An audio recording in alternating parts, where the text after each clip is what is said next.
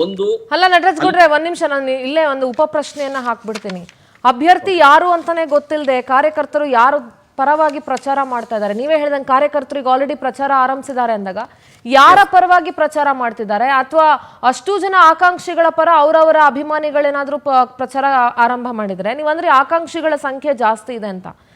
ನಾನು ಒಂದ್ ನಿಮಿಷ ಮುಗಿಸ್ಬಿಡ್ತೀನಿ, ನನ್ನ ಉಪ ಪ್ರಶ್ನೆಯನ್ನ ಮುಗಿಸ್ಬಿಡ್ತೀನಿ, ಜೊತೆಯಲ್ಲಿ ಸೇರಿಸಿ ಉತ್ತರ ಕೊಡಿ ನೀವು ನನಗೆ. ಆಕಾಂಕ್ಷಿಗಳು ಜಾಸ್ತಿ ಇರ್ಬೋದು, ಆದ್ರೆ ಈಗ ನಾನು ಒಂದ್ ಹೇಳ್ತೀನಿ, ಆಕಾಶ ತುಂಬಾ ನಕ್ಷತ್ರಗಳಿರ್ತವೆ, ಆದ್ರೆ ಸೂರ್ಯ ಚಂದ್ರ ಅನ್ನೋದು ಒಬ್ಬೊಬ್ರೇನೆ. ಸೊ ಹಾಗೆ ಎಷ್ಟೇ ಜನ ಆಕಾಂಕ್ಷಿಗಳಿದ್ರು ನಿಮ್ಮ ಹೈಕಮಾಂಡಿಗೆ ಗೊತ್ತಿರಬೇಕು ಯಾರು ಕೇಪಬಲ್ ಇದ್ದಾರೆ, ಯಾರನ್ನ ನಾವಿಲ್ಲಿ ಪ್ರಮೋಟ್ ಮಾಡ್ಬೇಕಾಗತ್ತೆ, ಯಾರಿಗೆ ಟಿಕೆಟ್ ಕೊಡ್ಬೇಕಾಗತ್ತೆ ಅಂತ ಹೇಳಿ. ಇಲ್ಲಿ ಮೇಟಿಯವ್ರ ಕುಟುಂಬ ತಗೊಂಡಾಗ ಒಳಗಡೆ ಅಣ್ಣ ತಮ್ಮಂದ್ರು ಅಕ್ಕ ತಂಗಿಯರಲ್ಲೇ ಅಲ್ಲಿ ಬಂಡಾಯ ಹೇಳುವಂತಹ ಭಿನ್ನಾಭಿಪ್ರಾಯಗಳಿದಾವೆ. ಈ ಕಡೆ ಈಗ ಆಲ್ರೆಡಿ ರಾಜಕೀಯದಲ್ಲಿ ಗುರುತಿಸ್ಕೊಂಡಿರುವಂತಹ ಶಾಮನೂರು ಶಿವಶಂಕರಪ್ಪನವರ ಮೊಮ್ಮಗನಿಗೆ ಟಿಕೆಟ್ ಅಂದ್ರೆ ಇಲ್ಲಿ ಅಂದ್ರೆ ನಿಮ್ಮ ಪಕ್ಷಕ್ಕೆ ಕುಟುಂಬ ಇಂಪಾರ್ಟೆಂಟ್ ಆಗುತ್ತಾ, ಅನುಭವ ಇಂಪಾರ್ಟೆಂಟ್ ಆಗುತ್ತಾ ಅನ್ನೋದು ಕೂಡ ನನ್ನ ಪ್ರಶ್ನೆ. ಸಮರ್ಥಕ್ಕೆ ತಗೊಂಡ್ರೆ ಏನ್ ಅನುಭವ ಇದೆ, ಕಾಂಗ್ರೆಸ್ ಪಕ್ಷಕ್ಕೋಸ್ಕರ ಸಮರ್ಥ ಶಾಮನೂರ್ ಅವ್ರು ಏನ್ ಕೆಲಸ ಮಾಡಿದ್ದಾರೆ, ಸೊ ಇಲ್ಲಿ ಇಷ್ಟು ವರ್ಷ ದುಡಿದಿರುವಂತಹ ಕಾರ್ಯಕರ್ತರನ್ನ ನೀವು ಯಾಕೆ ಕನ್ಸಿಡರ್ ಮಾಡ್ತಿಲ್ಲ, ಈ ಎಲ್ಲ ಪ್ರಶ್ನೆಗಳು ಮೂಡ್ತವೆ.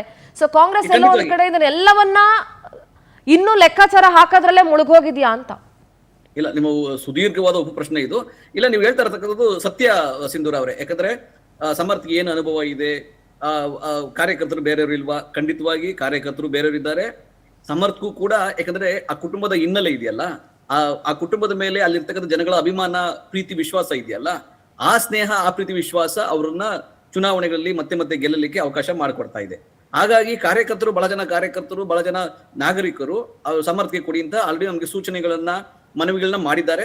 ಅದಲ್ಲದೆ ಕೂಡ ಯಾರ್ಯಾರು ಆಕಾಂಕ್ಷಿಗಳಿದ್ದಾರೆ ಎಲ್ಲರದ್ದು ಕೂಡ ಮಾಹಿತಿಯನ್ನ ಮಾನ್ಯ ಡಿ ಕೆ ಶಿವಕುಮಾರ್ ಸಂಗ್ರಹಿಸಿದ್ದಾರೆ. ಇಲ್ಲಿ ಚುನಾವಣೆ ಅಂದ್ರೆ ಏನಾಗಿದೆ ಅಂದ್ರೆ ಕುಟುಂಬಕ್ಕೆ ಕೊಡ್ಬೇಕಾ ಬೇರೆಯವ್ರು ಕೊಡ್ಬೇಕಾ ಅನ್ನೋದಕ್ಕಿಂತ ಗೆಲ್ಲೋ ಮಾನದಂಡ ಇದ್ರೊಳಗೇನು ವಾಸ್ತವ ಅದು. ಯಾಕಂದ್ರೆ ಪ್ಲೀಸ್ ಹೇಳಿ ನಟರಾಜ್ ಗೌಡ್ರೆ, ಗೆಲ್ಲಕ್ಕೆ ಮಾನದಂಡ ಏನು ನಿಮ್ಮ ಪಕ್ಷದಲ್ಲಿ? ಇಲ್ಲ, ಈಗ ನೋಡ್ರಿ, ಈಗ ಗೆಲ್ಲೋ ಮಾನದಂಡ ಅಂದ್ರೆ ಒಂದು ಅನುಕಂಪದ ಆಧಾರದ ಮೇಲೆ ಅವ್ರ ಕುಟುಂಬದ ಮೇಲೆ ಒಲವಿದೆ. ಎರಡನೇದು, ನಮ್ಮ ಪಕ್ಷದಲ್ಲಿ ಸಂಘಟನೆ ಚೆನ್ನಾಗಿದೆ, ನಿರಂತರ ಸಂಘಟನೆ ಇದೆ. ಮಾನ್ಯ ಡಿ ಕೆ ಶಿವಕುಮಾರ್ ನಿರಂತರ ಸಂಘಟನೆ ಮಾಡ್ತಾರೆ. ಮೂರನೇದು, ಮಾನ್ಯ ಸಿದ್ದರಾಮಯ್ಯನವರ ಒಳ್ಳೆಯ ಆಡಳಿತ, ಎಲ್ಲಾ ಜನ ಕೈ ಹಿಡಿತಾರೆ ಅನ್ನೋ ಒಂದು ಭರವಸೆ ನಮ್ಗಿದೆ. ಗೆಲ್ಲೋ ಭರವಸೆ ನಮ್ಗಿದ್ದಾಗ ಖಂಡಿತವಾಗಿ ಈ ಆಕಾಂಕ್ಷಿಗಳು ಜಾಸ್ತಿ ಇದ್ದಾರೆ, ಅದನ್ನ ತೀರ್ಮಾನ ಮಾಡ್ತಾರೆ. ಅದು ಹೈಕಮಾಂಡ್ ಆಲ್ರೆಡಿ ಗಮನಕ್ಕೆ ತಗೊಂಡಿದೆ. ಅದು ಯಾರು ಕೊಟ್ರೆ ಅದನ್ನ ಅಲ್ಲಿ ಗೆಲ್ತಾರೆ ಅಂತ ಹೇಳಿ ಒಂದು ಚರ್ಚೆಗೆ ಆಲ್ರೆಡಿ ಆಗಿದೆ ಇವತ್ತು. ಸೊ ಹಾಗಾಗಿ ಅದನ್ನ ಒಂದು ತೀರ್ಮಾನ ಮಾಡ್ತಾರೆ. ನಾಳೆ ನಮ್ಗೆ ಕ್ಯಾಂಡಿಡೇಟ್ ಫೈನಲ್ ಆಗಿ ತೀರ್ಮಾನ ಆಗುತ್ತೆ. ಇದ್ರೊಳಗೆ ಯಾವ ಗೊಂದಲ ಆಗ್ಲಿ, ಸಂಶಯ ಆಗ್ಲಿ ಇಲ್ಲ. ಯಾರಿಗೇ ಅಭ್ಯರ್ಥಿ ಆದ್ರೂ ಎಲ್ಲ ಒಟ್ಟಾಗಿ ಕೆಲಸ ಮಾಡಿ ಗೆದ್ಕೊಳ್ಳುವಂತ ಕೆಲಸ ನಾವು ಮಾಡ್ತೀವಿ. ಓಕೆ, ಎಸ್ ಮಹೇಶ್, ಈಗ ನೀವು ಬಿಜೆಪಿಗೆ ಬಂದಾಗ ದಾವಣಗೆರೆ ದಕ್ಷಿಣದಲ್ಲಿ ಈಗ ಒಂದು ಮಾತು ಹರಿದಾಡ್ತಾ ಇದೆ, ವೀಕ್ ಕ್ಯಾಂಡಿಡೇಟ್ಗೆ ಟಿಕೆಟ್ ಅನ್ನ ಇಶ್ಯೂ ಮಾಡಿದ್ದಾರೆ ಅನ್ನುವಂಥ ಮಾತುಗಳು ಹರಿದಾಡ್ತಾ ಇದೆ. ಸೊ ಏನ್ ಹೇಳ್ತೀರಿ ನಿಮ್ಮ ಟಿಕೆಟ್ ಸೆಲೆಕ್ಷನ್ ಬಗ್ಗೆ? And at the same time ಇಲ್ಲಿ ವಾಲ್ಮೀಕಿ ಸಮುದಾಯಕ್ಕೆ ಒಂದು ಟಿಕೆಟ್ ಕೊಟ್ಟು ಅಲ್ಲಿ ಎರಡು ಸಮುದಾಯಗಳನ್ನ ಹಿಡಿದಿಟ್ಕೊಳ್ಳುವಂತ ಪ್ರಯತ್ನ, ಆ ಒಂದು ತಂತ್ರವನ್ನ ಬಿಜೆಪಿ ಮಾಡಿದೆ ಅಂತ ಹೇಳಲಾಗ್ತಾ ಇದೆ ಬಾಗಲಕೋಟೆ ಅಂಡ್ ದಾವಣಗೆರೆ ತಗೊಂಡಾಗ. ಮಹೇಶ್ ಅವರೇ, ಖಂಡಿತವಾಗ್ಲಮ್ಮ ನೋಡಿ, ಬಹಳ ಏನು ದಾವಣಗೆರೆ ಒಳಗಡೆ ನಾವು ಏನ್ ಬಹಳ ಈ ಒಂದು ತೆರವಾದಂತ ಉಪಚುನಾವಣೆಯನ್ನ ಬಹಳ ನಮ್ಮ ಪಕ್ಷ ಬಹಳ ಸೀರಿಯಸ್ ಆಗಿ ತೆಗೆದುಕೊಂಡು ಒಬ್ಬ ಸಾಮಾನ್ಯ ಕಾರ್ಯಕರ್ತನನ್ನ ಏನ್ ಒಂದು ಕುಟುಂಬ ರಾಜಕಾರಣ, ಒಂದು ತುಷ್ಟೀಕರಣದ ರಾಜಕಾರಣ ಅಂತ ಏನ್ ಕಾಂಗ್ರೆಸ್ ಮಾಡ್ಲಿಕ್ಕೆ ಕೊಟ್ಟಿದೆ. ತಮ್ಮ ಪ್ರಶ್ನೆ ಬಹಳ ಅದ್ಭುತವಾಗಿತ್ತು. ತಾವು ನಟರಾಜ್ ಗೌಡ್ರನ್ ಕೇಳಿದಂತ ಪ್ರಶ್ನೆಗಳು, ತಮ್ಮ ಪಕ್ಷದ ಟಿಕೆಟ್ ತಗೊಳಕ್ಕೆ ಏನ್ ಮಾನದಂಡ ಅಂತ ಕೇಳಿದ್ರಿ. ಆ ಮಾನದಂಡಕ್ಕೆ ಅವ್ರು ಉತ್ತರ ಕೊಡಕ್ ಆಗ್ಲಿಲ್ಲ. ಯಾಕಂದ್ರೆ ಒಂದು ಮಾನದಂಡ ಒಂದು ಕುಟುಂಬ, ಇಲ್ಲದ್ರೆ ಇನ್ನೊಂದು ಮಾನದಂಡ ಮುಸ್ಲಿಂ. ಯಾಕಂದ್ರೆ allow you to talk Natraj ಗೌಡ್ರೆ, ಒಂದ್ ನಿಮಿಷ ಅವ್ರು ಮುಗಿಸ್ಬಿಡ್ಲಿ. ಎಸ್ ಪ್ಲೀಸ್ ಹೇಳಿ ಮಹೇಶ್. ಅವ್ರಿಗೆ ಮುಸಲ್ಮಾನರು ಸ್ಟೇಕ್ ಏನ್ ಮಾಡ್ತಿದ್ದಾರೆ, ನಮ್ಗೆ ಹಿಂದೆ ಹೇಳಿದ್ರು, ನಮ್ಗೆ ಇದಕ್ಕೆ ಈ ಬಾರಿ ನಿಮ್ಗೆ ಮುಂದಿನ ಬಾರಿ ಬಿಟ್ಕೊಡ್ತೀನಿ ಅಂತ ಹೇಳಿದ್ರು, ಅದಕ್ಕೋಸ್ಕರ ಕೊಡಿ ಅಂತ ಹೇಳಿ.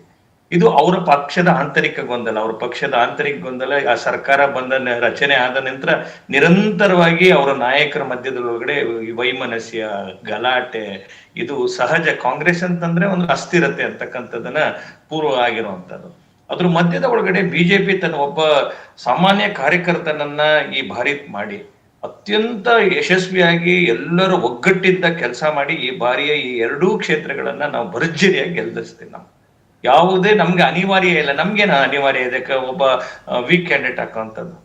ಯಾಕೆ ವೀಕ್ ಕ್ಯಾಂಡಿಡೇಟ್ ಹಾಕೋಗಂದ್ರೆ, ವೀಕ್ ಅಲ್ಲ, ನಮ್ ಬಿಜೆಪಿಯ ಯಾವುದೇ ಒಬ್ಬ ಕಾರ್ಯಕರ್ತ ನಿಲ್ಸಿದ್ರು ಇವತ್ತು ಕಾಂಗ್ರೆಸ್ ಧೂಳಿಪಟ್ಟಾಗತ್ತೆ. ಅಂತ ಒಂದು ಅಸಮರ್ಥ ಆಡಳಿತ, ಅಂತ ಭ್ರಷ್ಟ ಆಡಳಿತ, ಅಂತ ಬಹುಶಃ ನಾನು ಕರ್ನಾಟಕದ ಇತಿಹಾಸದಲ್ಲೇ ಬಹುಶಃ ಕಂಡು ಕೇಳರಿಯದಂತ ಕೆಟ್ಟ ಆಡಳಿತ ನಾವು ನೋಡಿರ್ತಕ್ಕಂಥದ್ದು, ಸಾಲದ ಕೂಪಕ್ಕೆ ರಾಜ್ಯವನ್ನ ತಳ್ಳಿರ್ತಕ್ಕಂಥದ್ದು. ಪಾಪ ನಮ್ ನಟರಾಜ್ ಗೌಡ್ರು ಕೈ ಎತ್ತಿ ಎತ್ತಿ ಮಾತನಾಡ್ತಾರೆ. ಪಾಪ ಅವ್ರಿಗೇನಾಗ್ರೆ ಅನಿವಾರ್ಯತೆ ಆಗ್ಬಿಟ್ಟಿದೆ, ಅಗತ್ಯ ಆಗ್ಬಿಟ್ಟಿದೆ. ಏನಂದ್ರೆ ಕಾಂಗ್ರೆಸ್ನ ಯಾವ ಪುರುಷಾರ್ಥಕ್ಕೆ ಅವ್ರು ಡಿಫೆಂಡ್ ಮಾಡ್ಕೊತಾರೆ ಗೊತ್ತಿಲ್ಲಪ್ಪ. ಅವ್ರ ಹತ್ರ ಯಾವ್ದು ಅಲ್ಲ, ಅದು ಅವ್ರ ಪಕ್ಷದ ವಕ್ತಾರರು ಅವ್ರು ಡಿಫೆಂಡ್ ಆದ್ರೂ ಮಾಡ್ಕೊಳ್ಳಿ ಅಥವಾ ಅಲ್ಲಿ ಅವ್ರು ಏನ್ ಬೇಕಾದ್ರೂ ಮಾಡ್ಕೊಳ್ಳಿ ಮಹೇಶ್ ಸರ್. ಅದು I think it's none of our business ಅಂತ ಅನ್ಸುತ್ತೆ. ಅದು ಅವ್ರ ಇಷ್ಟ. ಅದ್ ಇರ್ಲಿಮ್ಮ. ನಾನ್ ಕೇಳಿದ್ ಯಾಕೆ ಅಂತಂದ್ರೆ, ಅವ್ರೊಬ್ರು ಓದಿರ್ತಕ್ಕಂಥ ತಿಳಿದಂತವ್ರು ಹೇಳಿದ್ರಲ್ಲ, ಸಿದ್ದರಾಮಯ್ಯನವ್ರು ಒಳ್ಳೆ ಆಡಳಿತ ಅಂತ.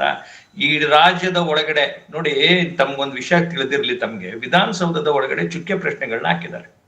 ಕಳೆದ 10 ದಿನಗಳಿಂದ ಆಡಳಿತ ಪಕ್ಷದವರೆಗೂ 15 ಪ್ರಶ್ನೆ ಹಾಕ್ಲಿಕ್ಕೆ ಅವಕಾಶ ಇರುತ್ತೆ. 15 ಪ್ರಶ್ನೆ ಹಾಕದ್ ಅವಕಾಶ ಕೊಟ್ಟಿದ್ರೆ ಆಡಳಿತ ಪಕ್ಷದವರು ಮೊದಲನೇ ದಿನ 7 ಪ್ರಶ್ನೆ, ಎರಡನೇ ದಿನ 10 ಪ್ರಶ್ನೆ, ಇನ್ನೊಂದ್ ದಿನ 11 ಪ್ರಶ್ನೆ. ಅವ್ರ ಸರ್ಕಾರನೇ ಸರಿಗಿಲ್ಲ ಅಂತ ಆಡಳಿತ ಪಕ್ಷ ಶಾಸಕರು ಮಾತನಾಡ್ತಿದ್ದಾರೆ.